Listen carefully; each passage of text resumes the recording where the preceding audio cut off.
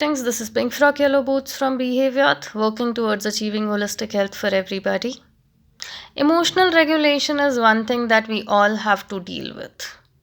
When we are overwhelmed with our emotions and they go haywire, that is when self harm comes into place, or that is what is seen as a primary cause of self harm in most of the people who indulge in self harm.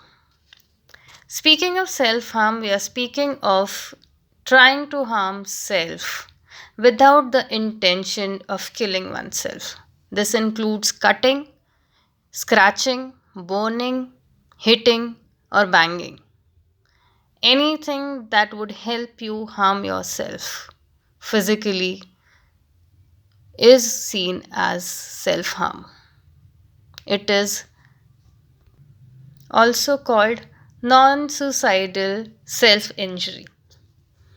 People indulging in self harm are majorly seen to be in their teenage or adolescent age, but there have been cases and people in their adult life who indulge into self harm.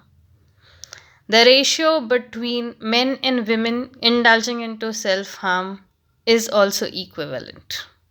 However, females more over indulge into cutting, while males indulge into hitting and burning self.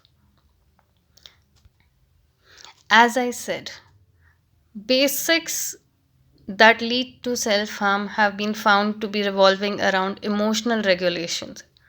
It also has self punishment or trying to influence other. When I speak of trying to influence other, it is not about gaining attention.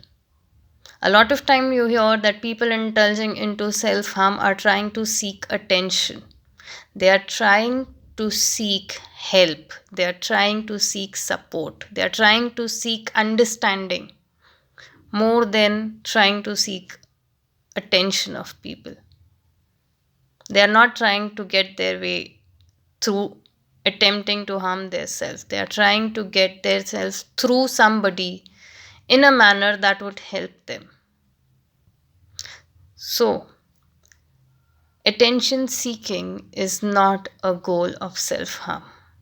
Support seeking, help seeking is what is important to realize when you see somebody going through self harm. Also, self harm is a way to get through emotional pain, mental dysregulation, or sexual abuse.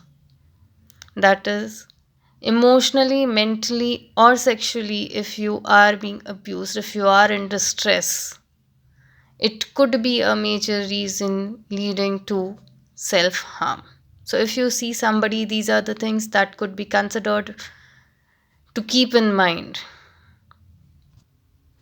When you want to see symptoms of self harm, you can see scars, you can see fresh cuts, scratches, burn marks, bruises, excessive rubbing a place to cause a sensation of burning that would leave a wound, a bruise, keeping sharp objects with themselves, wearing long sleeves in pants even when the weather is not suitable for that, frequent reports of injuries, difficulty in interpersonal relationships.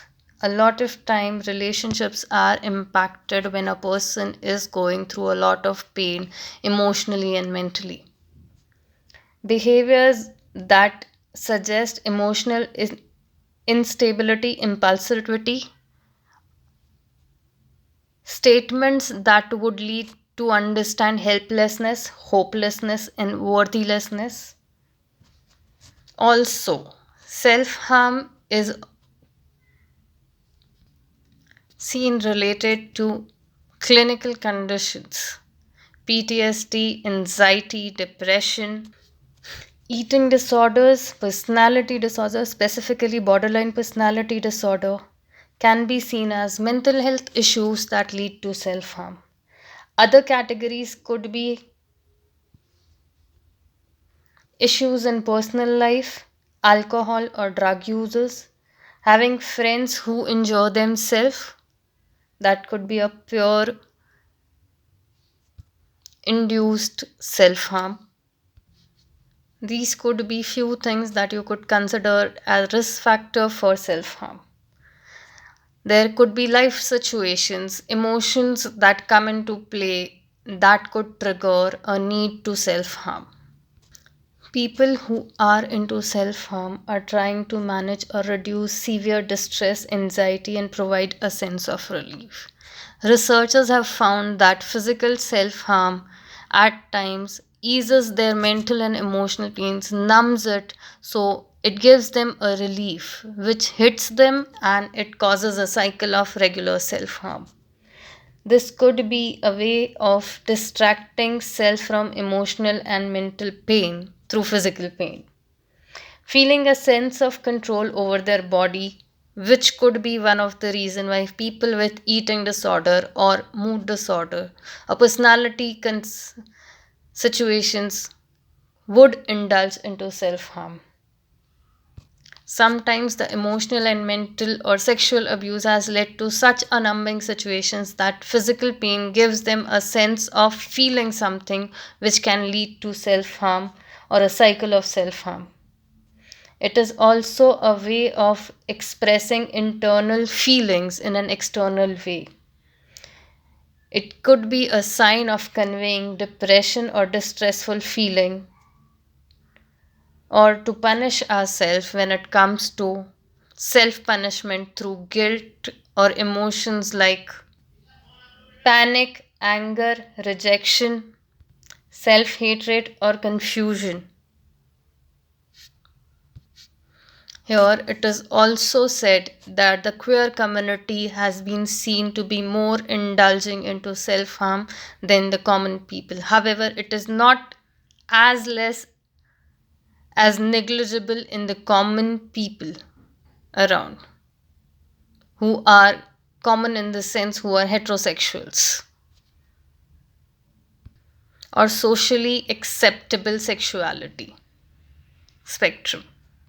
It is important to seek help when even the thought of harming yourself crosses yourself, because when you are thinking about harming yourself, it is already a time that your distress has increased to a potential where it can harm you. Also, self harm has been seen as related to leading to attempting suicide because it gives you a place where you are quite comfortable with pain and fear that is caused by harming yourself. That is why it is important to reach out to a professional, to somebody who can genuinely and creditably help you to get through the situation. Talk to somebody trustworthy. Reach out to professional. Seeking help is far better than ending yourself or harming yourself in any potential manner. Talk about it. Spread awareness. Most of the self harms happen secretly, it is hidden from people. But the more we talk about it, the more awareness is created. Encouraging people to come out and not blame them or target them as somebody seeking attention is very important when dealing with self harm. It is something that is of major concern, and the adulthood period is the most common frame of age group that is found to be self harming. Spread awareness, seek help. Out there, people are there who would listen to you, who would validate your feeling, and who will guide you through that without indulging into a mechanism that is not healthy. Have a safe week. Take care of yourself.